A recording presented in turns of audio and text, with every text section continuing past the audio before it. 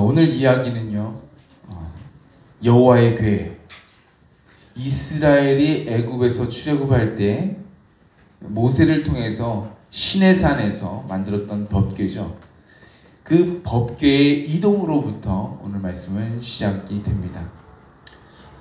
기럇 여아림 사람들이 와가지고 여호와의 궤, 이 법궤를요, 산에 살고 있는, 산동네에 살고 있는 아비나답의 집에 이것을 가져다가 옮겨 놓았대요. 네.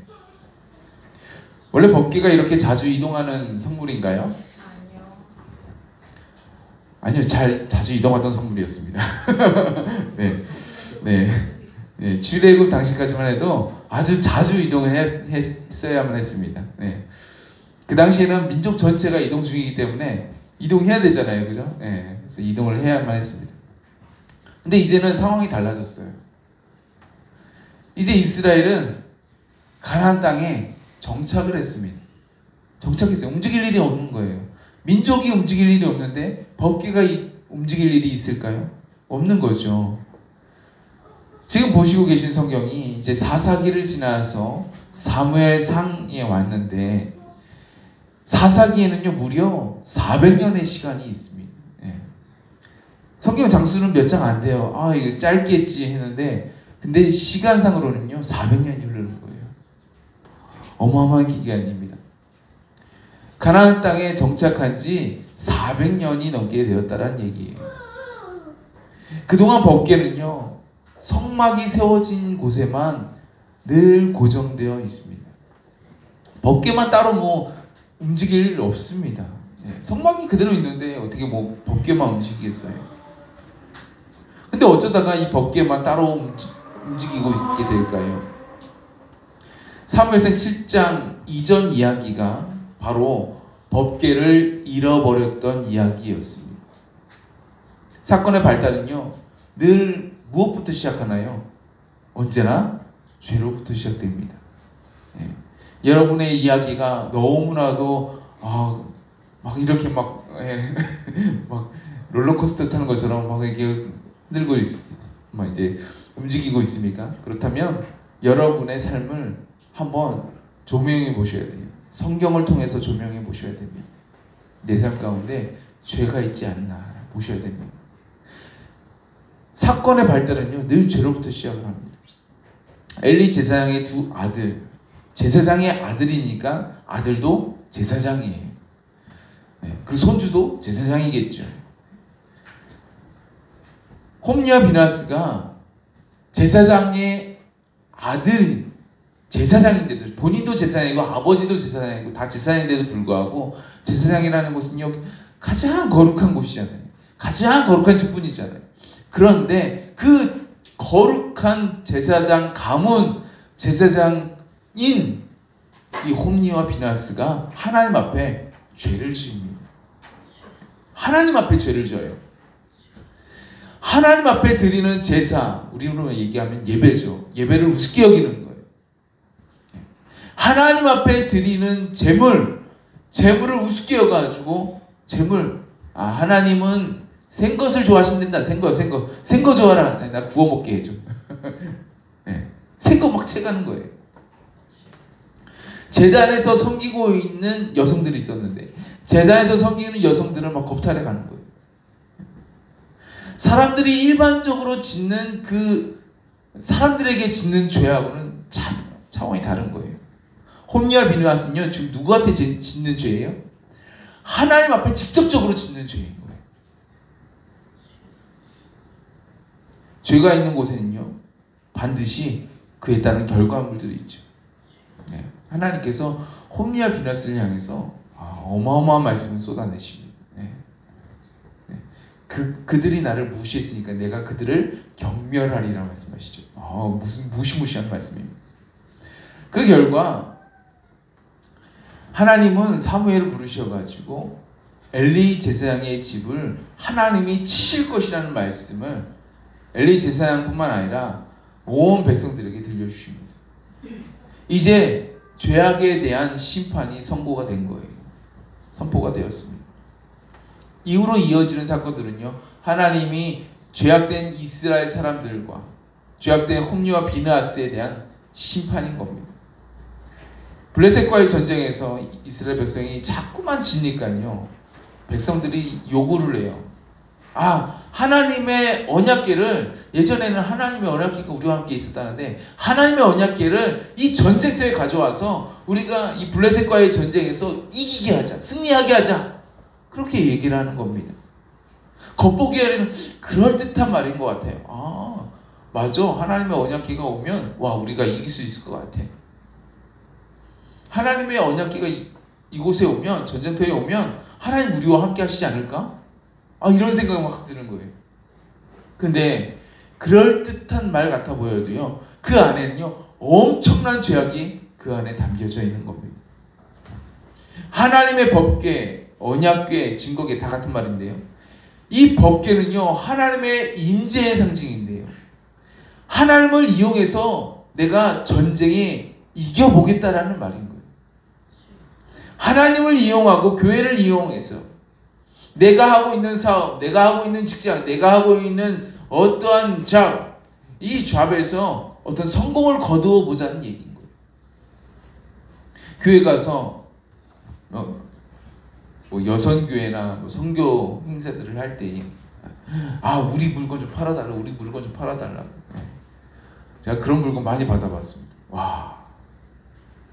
거기에다가 막 자기가 잘 안 팔리는 샤인머스켓 맨 처음에 잘 나왔잖아요. 비싸게 팔았잖아요. 그런데 지금은요 농장마다 지금 다 샤인머스켓을 만들어서 팔다 보니까, 다 키워가지고 팔다 보니까 어떻게 샤인머스켓이 안 팔리는 거예요. 안 팔리니까 어떻게 해요? 그래서 선교에 쓰겠다고 농장에서 대규모로 가져오는 거예요.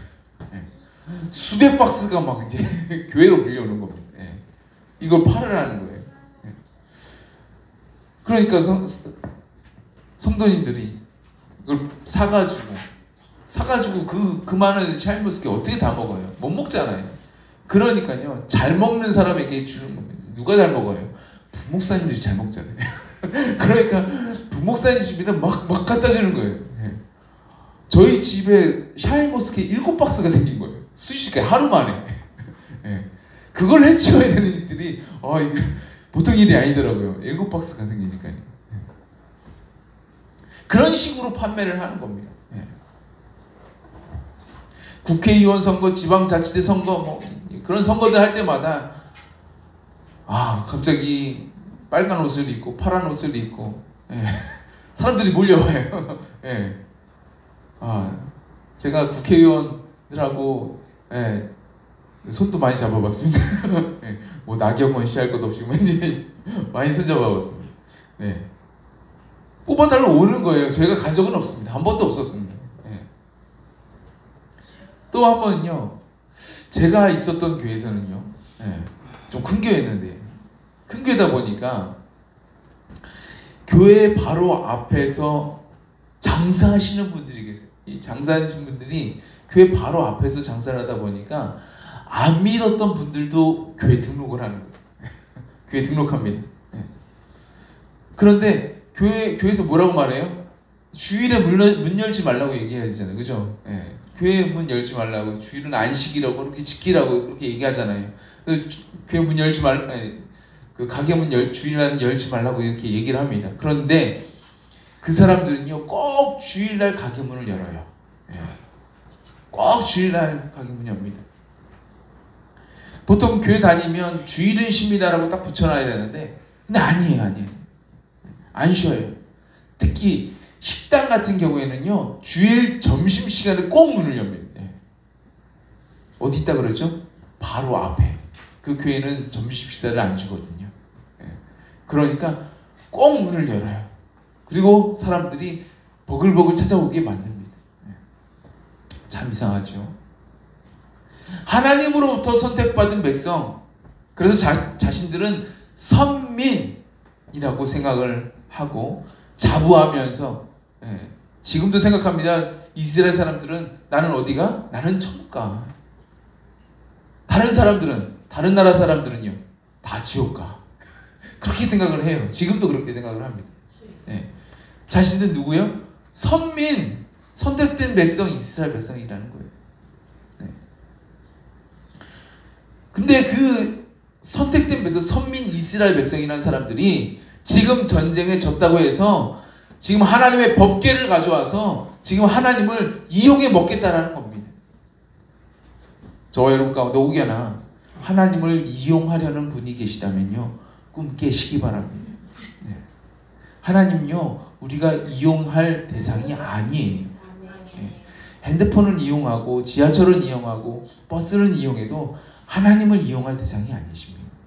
하나님은 뭐예요? 하나님은 우리가 경외하고, 경외한다는 말이 두려워한다는 말입니다. 두려워하고 우리가 경배해야 될 분이십니다. 이용할 대상이 아니에요. 내가 하나님 좀 움직여봐야지. 꿈꾸세요. 꿈꾸지 마세요. 네, 그 자체가 교만한 생각입니다. 조종의 영으로 가득 찬 생각이라는 사실을 깨달으시기 바랍니다. 그리고 심판의 대상이 됨을 믿으시기 바랍니다. 절대로 하나님을 이용하려 해서는 안 됩니다. 하나님을 향한 우리의 마음은요, 전적으로 순수 객관적이어야만 되는 것입니다. 우리 집에서 교회가 멀면, 목사님, 우리 교회를 좀 우리 집 가까운 데로 좀 옮겼으면 좋겠어요. 네. 이렇게 얘기하시는 분이 계십니다. 예, 계세요. 우리 집에서 교회가 좀 가까우면요, 목사님, 우리 교회는 절대로 다른 곳으로 이동해서는 안 돼요. 네, 이렇게 말하는 분들도 계시네요. 둘 다 순수 객관적이지 않은 겁니다. 그 뒤편에는 뭐가 있어요? 나의 시커먼 욕심이 지금 그 안에 들어가 있는 겁니다. 오직 우리는요, 주님 뜻대로만 하옵소서라고 이렇게 해야 돼요. 아멘. 내가 십자가 앞에 있어도 주님, 정말 힘들고 어렵지만 주님, 그래도 아버지의 뜻대로만 하옵소서. 예수님께서 그렇게 고백하셨죠. 예. 주님 뜻대로만 하옵소서. 주님, 제가 가난하든 부하든, 제가 잘되든 못되든 간에, 주님, 제가 사업에 뭐 잘되든 안 되든, 내가 직장이 되든 안 되든, 주님, 어쨌든 주님 뜻대로만 하옵소서.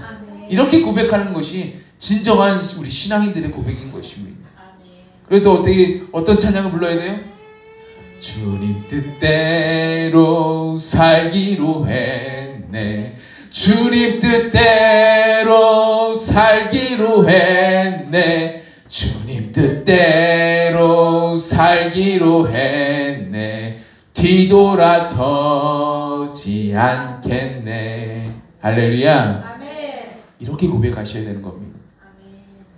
자신의 시커먼 욕심을 위해서 하나님을 이용하려고 했던 이스라엘 백성들 어떻게 됐나요? 망했습니다. 실패했어요. 하나님의 법궤가 그 자리에 있음에도 불구하고 아주 쓰라린 패배를 맛볼 수밖에 없었습니다. 그리고 하나님의 법궤와 함께 서 있었던, 거기 하나님의 법궤 옆에 누가 서 있어야 돼요? 일반 사람들 서 있을 수 있어요, 없어요? 없어요. 같이 있어야 되는 사람 누구예요? 제사장이에요. 제사장 누구죠? 홈리와 비느하스. 홈리와 비느하스가 법궤 옆에 서 있다가 적들이 쳐들어오는 바람에, 적들이 달려온 바람에 그들이 모두 다 죽게 되었습니다. 뭐대로 이루어졌죠? 하나님의 말씀대로 이루어진 겁니다. 하나님의 말씀. 심판의 말씀대로 그들 모두 블레셋 군대에 의해서 죽임을 당하고야 말았습니다. 그리고 그 법궤는 블레셋 사람들이 가져가 버렸어요. 우리가 내가 편한 신앙생활, 내가 하고 싶은 대로 믿고, 내가 살고 싶은 대로 살고, 뭐 이런 생활을 하게 되면요, 내가 하나님을 이용하려 한다면요, 그 결과는요 아주 비참합니다. 비참해요. 물론 우리의 삶도 실패하게 되지만요, 무엇보다 하나님의 궤를 빼앗기는 거예요. 하나님의 궤가 무엇을 의미한다고 말씀드렸죠? 아까도 말씀드렸잖아요. 하나님의 임재를 상징한다고 말씀드렸잖아요. 이것은 단순한 상징이 아니에요. 하나님은 모세에게 하나님의 법궤 앞에서 내가 너와 만날 것이라고 말씀하셨어요. 내가 너와 만나는 곳이 바로 이 법궤라고 얘기하셨습니다. 그래서 하나님의 법궤가 요단 강물에 다다르게 되자 갑자기 요단 강물이 어떻게 됩니까? 갈라져 버린 역사가 일어나는 거예요. 넘실거리던 물이 갈라져 버린 역사가 일어나는 겁니다.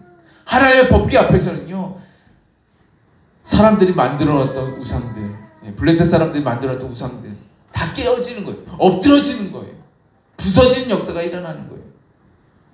하나님의 법궤를 가져간 그 지역들, 블레셋은 다섯 개의 도시가 만들어진 5개의 도시로 구성된 그런 민족인데요.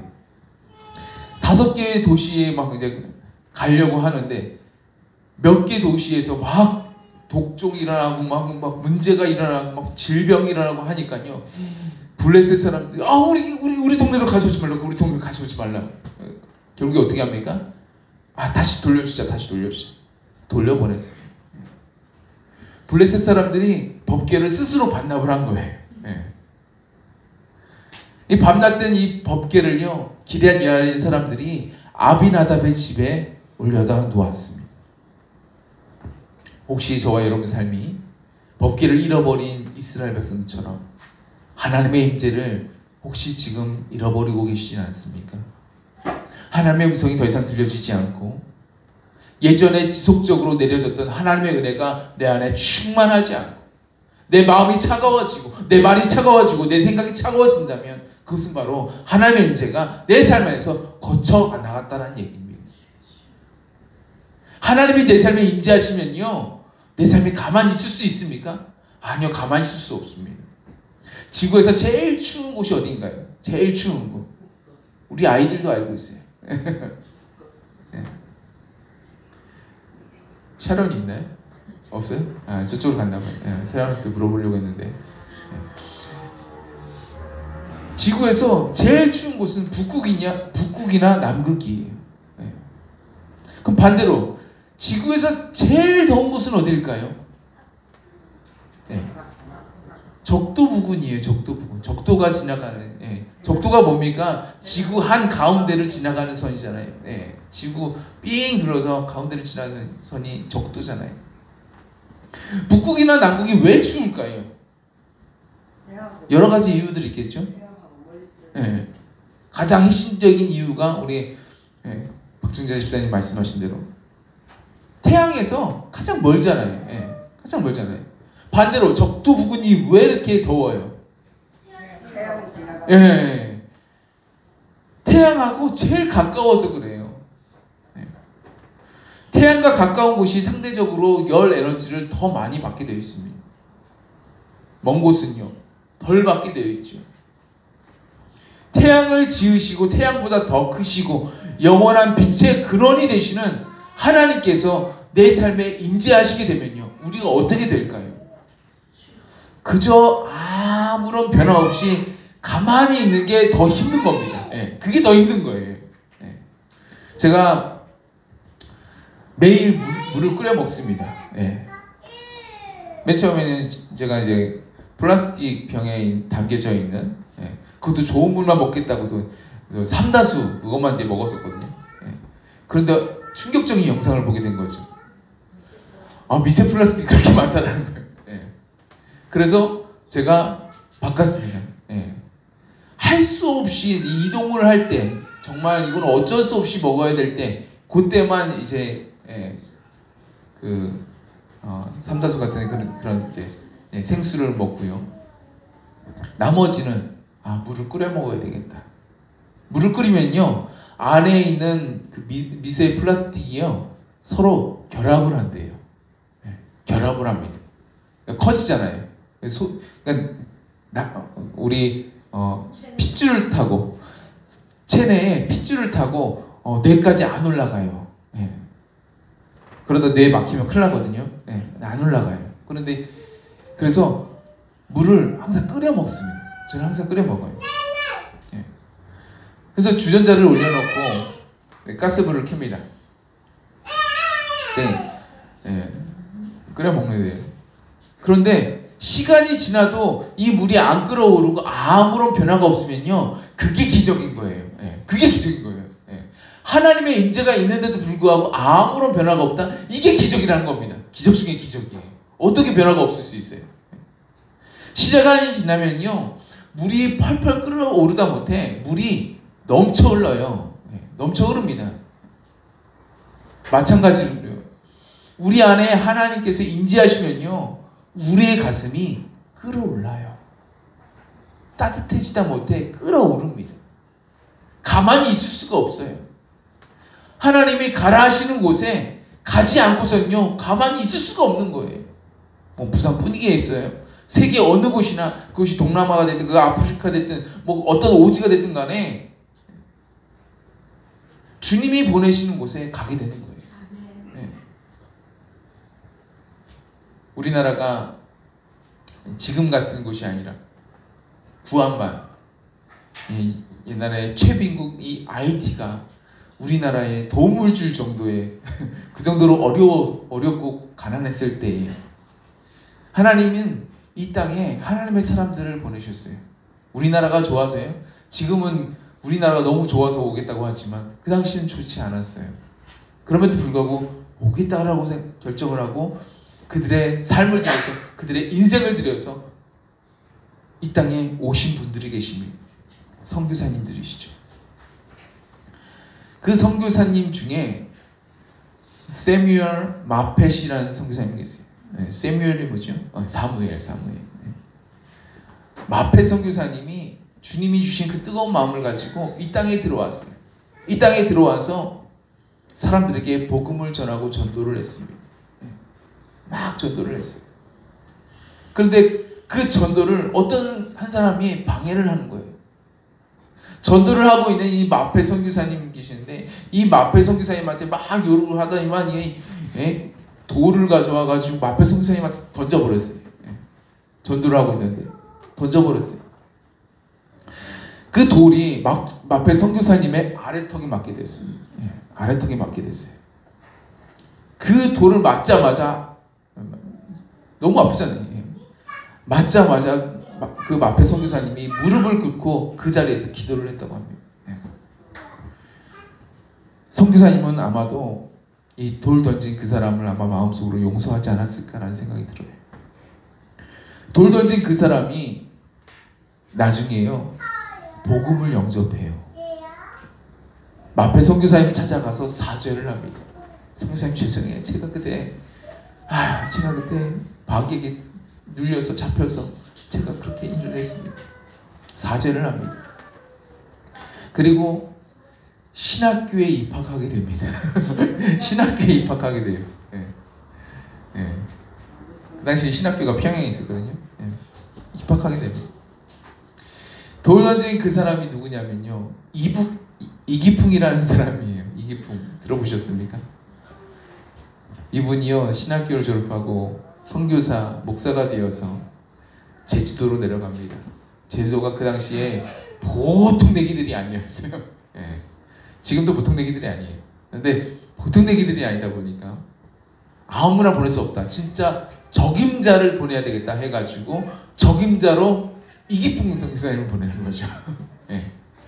보통 사람이 아니지 않습니까? 그래서 그 사람을 보냅니다. 제주 선교에 열심을 해요. 얼마나 열심히 하는지 모릅니다. 열심을 내고 정말 힘들어가지고 마펫 선교사님한테 막 편지도 보내고 막 그래요. 그러면 마펫 선교사님이 뭐라고 합니까? 내가 지금도 아래턱이 아프다고 얘기를 합니다. 실제로 그렇게 답변을 했어요.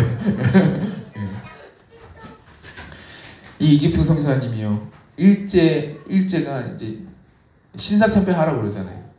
끝까지 거부하다가 결국에 심한 고문을 받고 나중에 순교하게 됩니다. 이 신앙을 계승하고자 지금도 제주도에는 이기풍 선교관이 세워져 있습니다. 제주도에 가시면 한번 들러보시기 바랍니다.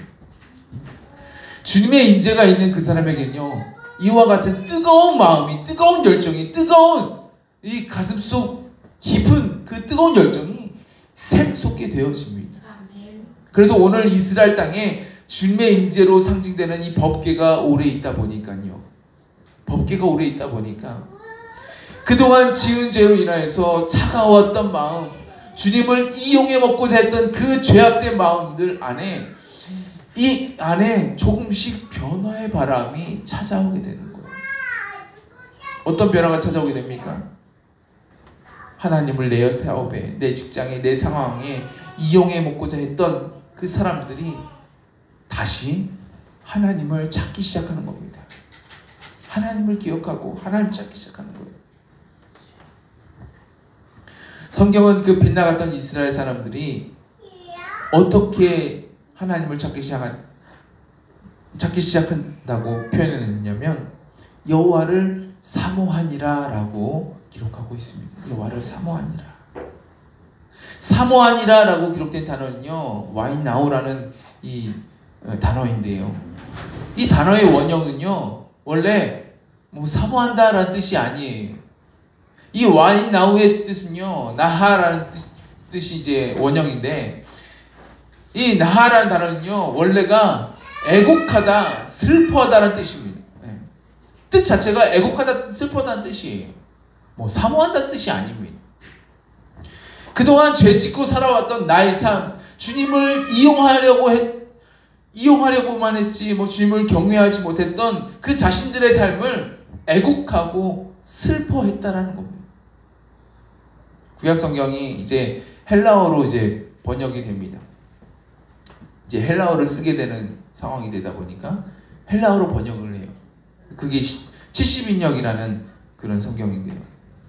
근데 70인역으로 이제 구약 성경도 헬라어로 번역을 하다 보니까 이 와이나우라는 단어를 오피소라는 단어로 이제 번역하게 됩니다. 그 뜻이 관심을 가지고 응시하다라는 뜻이에요. 그래서 관심을 가지고 응시하다라는 뜻을 우리나라 성경을 번역하는 사람들이 보고 관심을 가지고 응시했다, 사모했구나, 그래서 사모하니라 라고 번역을 해놓은 것입니다. 그런데 영어 성경은요 70인역을 가지고 번역을 안 했어요. 그래서 구약 성경 원어대로 번역을 했습니다. 그래서 어떤 단어를 쓰게 되냐면 라메티드라는 단어를 쓰게 됩니다. 라메티드, 몹시 애석한이라는 단어로 표현을 해놓았습니다. 회개의 시작은요 주님 없이 살아왔던 이 지난날의 아쉬움, 후회, 슬픔, 애통하는 마음에서 시작이 되는 겁니다.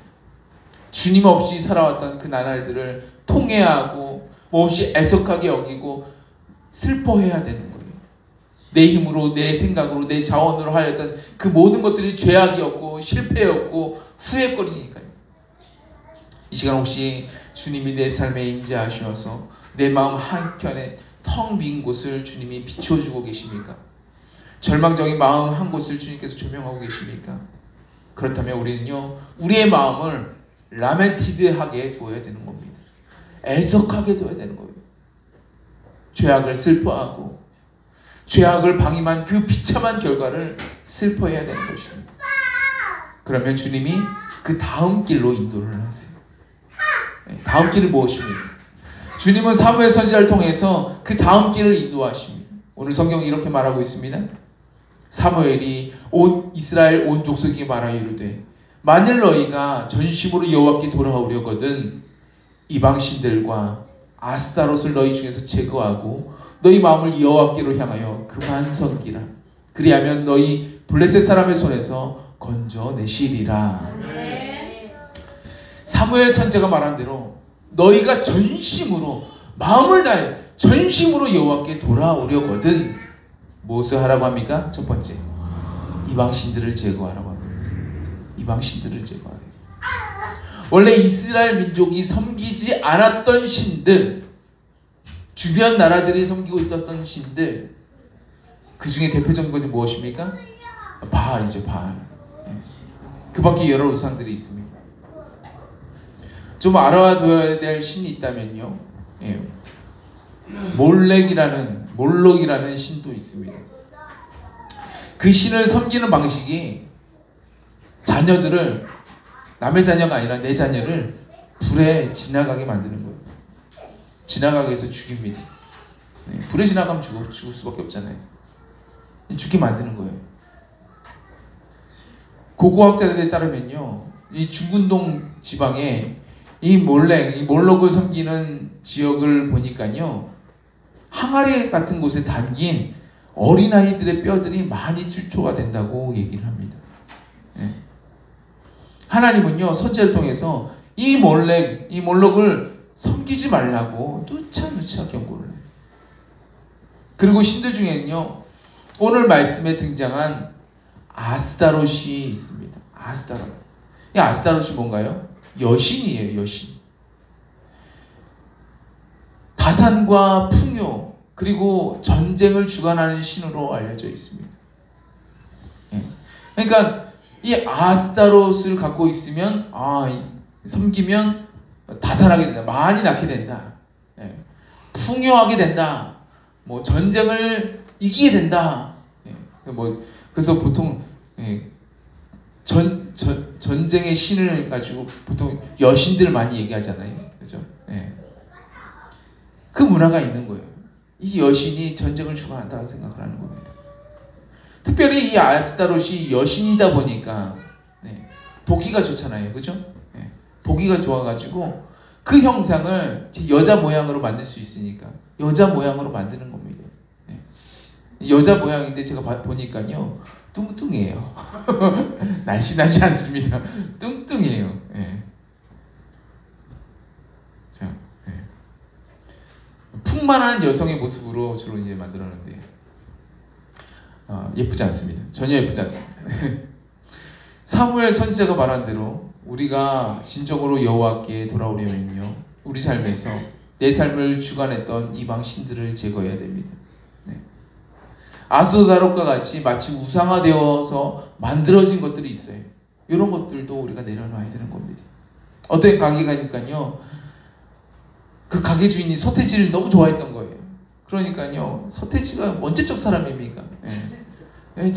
제가 중학교 때 사람입니다. 그런데 그때 가수예요. 그런데 지금까지도 그 서태지 물건들을 쫙 전시해 놓은 거예요, 가게에다가. 또 어떤 가게를 가니까요, 맛집이라고 해서 이제 수도권에 있는 맛집이라고 해서 갔었는데, 들기름 막국수 그래가지고 갔었는데, 거기 가보니까 또 원피스라는 만화가 있는데, 일본 만화가 있는데, 여기에 나오는 캐릭터들을 다 만들어서 팔아요. 그것들을 죄다 수집을 해가지고 그걸 다 전시해 놓은 거예요. 어디다가? 가게에다가. 요즘에 이런 덕후라고 표현하는데, 덕후들이 많다 보니까 뭐 당연하게 보일지 몰라요. 그런데요, 그 뒤에는요, 귀신이 귀신같이 숨어 있다는 사실을 알아두시기 바랍니다. 갖고 있으면요, 후회되는 거예요. 어떤 집에 가보니까 그 집에 만화책이 있는 거예요. 깜짝 놀랐어요. 그런데 그 집이 일반 가정이 아니라 정말 훌륭한 믿음의 가정인데도 불구하고 그런 책들이 보이는 거예요. 제가 깜짝 놀랐습니다. 예전에요, 하영조 목사님이 아시던 어떤 형제가 있었습니다. 그 형제는 이제 모태신앙으로 태어났어요. 모태신앙은 어때요? 다 못하죠.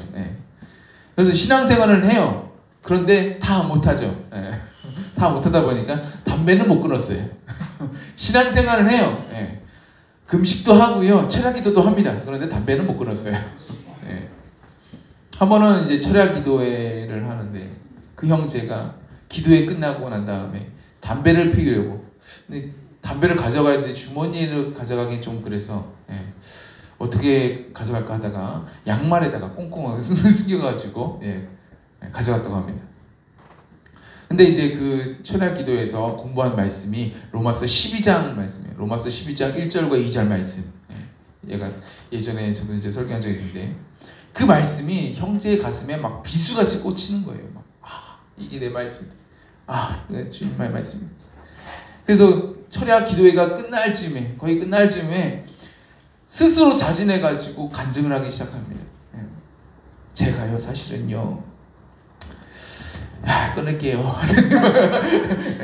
담배를 꺼내더니만, 양말에서 담배를 꺼내가지고, 제가 하나님이 우리 몸을 산 제사로 드리라고 했는데 제가 제 몸을 산 제사로 드리지 못했습니다. 제가 이 담배를 끊을 수 있도록 여태까지 못 끊었는데 끊을 수 있도록 좀 기도 좀 해주세요. 이렇게 고백을 하는 거예요. 그래서 그곳에서 함께 모든 사람들이 그 형제를 위해서 기도를 했습니다. 그런데 그 다음 날부터 그 형제가 막 열이 오르기 시작하는 거예요. 40도가 넘는 막 고열이 막 뭐 오르는 겁니다. 일주일 동안 이 고열로 알아누웠습니다. 원인을 몰랐어요. 왜 이렇게 아픈 건지, 왜 이렇게 힘든 건지 몰랐습니다. 근데 그 후에 이 형제가 이야기하기를, 이 40도의 고열을 알고 난 뒤부터 이상하게 담배를 피우면 맛이 없다고, 예. 맛이 너무나 써가지고 못 피겠다고 얘기를 하는 거예요. 예. 피긴 피웠어요. 피우는데 필 때마다 쓴 거예요. 너무 써가지고 못 피우게 된 거예요. 그때부터 그 형제는 담배를 전혀 못 피우는 사람이 되어버렸다는 겁니다. 누가 한 거죠? 하나님이 하신 일이죠. 하나님은요, 이렇게 회개하고자 하는 사람들에게 힘이 없어서, 능력이 없어서 회개를 잘 못해요? 그러면 주님이 너 돌이킬 수 있도록 내가 도와줄게. 주님이 버릴 수 있는 은혜도 함께 주신다는 겁니다. 저와 여러분이 버리기로 작정만 하시면요, 주님이 도와주세요. 할렐루야. 오늘 말씀대로 이방 신들과 아스다롯을 제거했다면요, 그 다음은 어떻게 해야 되나요? 우리의 마음을 여호와께로 향해야 되는 겁니다. 여호와께로. 이 말씀을 원어대로 직역을 하면요, 너희는 너희의 마음을 여호와께 고정하라. 그리고 너희는 오직 그분만을 섬기라 라는 말씀입니다. 우리의 마음을 우상에게 내어주면 안 된다고 말씀하시는 거예요. 우리의 마음을 하나님과 우상 모두에게 두어서도 안 된다라고 말씀하시는 거예요. 우리의 마음은 오직 하나님께만 고정해 둬야 된다는 겁니다. 우리는 오직 주님만 섬겨야 된다는 거예요. 이것이야말로 주님이 회개하고자 하는 우리에게 바라고 계시는 주님의 마음인 것입니다. 이게 주님 앞으로 돌아오는 길인 겁니다. 이 길로 나아가면요, 주님이 지금까지 우리가 이겨보지 못했던 이 블레셋, 주님이 이기게 해주겠다라고 말씀해요. 약속을 하시잖아요. 바로 그 말씀 다음에 나오잖아요. 이기게 해주겠다라는 거예요. 주님이 우리의 주적을 물리치게 해주겠다 말씀하시는 거예요. 주님이 우리가 필요한 재정, 우리가 필요한 사업, 직장, 맡겨진 잡, 주님이 형통하게 해주겠다라는 겁니다. 주님을 온전히 섬기면 주님이 그 모든 어려움들을 내가 풀어주겠다라고 말씀하시는 거예요. 하나님은요, 회개하고 돌아오는 이 이스라엘을 위해서 그 말씀을 그대로 이루어줍니다. 블레셋과의 싸움은요, 이스라엘 사람들의 소원이자 바람이었어요. 그런데 이기기가 너무 어려워요. 블레셋 큰 나라가 아닙니다. 작은 나라예요. 그 도시 5개의 도시가 연합된 그 민족이에요. 5개밖에 안 돼요, 도시가. 이스라엘은요, 어마무지하게 많습니다. 유다에게 속한 마을만 해도 48개가 넘어요. 그런데 못 이기는 거예요. 이 5개 도시에 있는 이 블레셋 민족을 못 이기는 겁니다. 왜요? 왜 못 이겨요? 블레셋은요, 작은 민족이긴 하지만 철기를 개발한 나라예요. 철기 시대를 살고 있는 나라예요. 철로 된 무기를 갖고 있습니다. 이스라엘은요, 아직 청동기 시대입니다. 후기 청동기 시대예요. 청동기 국가가 철기 민족을 어떻게 이겨요? 못 이기는 거예요. 못 이기는 게 당연한 겁니다. 그토록 이기고 싶어가지고 하나님을 이용하면서까지 어떻게든 전쟁에 승리하려고 했는데 번번이 실패했습니다. 그런데 하나님 앞에서 회개하면서 주님 앞으로 돌아가니까요, 어떤 역사가 벌어집니까? 청동기 국가가 철기 민족을 압도하는 일이 벌어집니다. 하나님이 여기까지 우리를 도우셨다, 에베네셀의 역사가 일어나게 되는 겁니다. 그 다음 절이 에베네셀 역사예요. 우리 식대로 표현하면요, 하나님이 우리 다음 세대에게 좋은 학업을 주시고 좋은 직장에 취직할 뿐만 아니라 참한 아내, 신실한 남편을 만나서 행복한 결혼 생활을 하게 되었다. 에베네셀의 역사를 찬송하게 하셨다 라고 말할 수 있는 겁니다. 내 힘으로는 안 돼요. 내 방식으로 안 됐던 그 모든 일들이 이제 다 형통하게 되는 역사가 일어나게 되는 겁니다. 오늘 저와 여러분의 삶에 하나님의 임재와 진실한 회개로 인하여서 이방신들과 아스타롯을 제거하고 오직 하나님께로 내 시선을 고정하고 오직 하나님만 사랑하고 섬기는 은혜가 저와 여러분 가운데 가득하시길 바랍니다. 더하여서 주님이 주시는 이 에베네셀의 축복의 역사가 저와 여러분의 삶에도 충만하게 가득 넘치시길 주님의 이름으로 축복합니다. 기도하겠습니다. 우리 찬양하고 기도할까요? 예수보다 더 좋은 건 없네. 나의 참 친구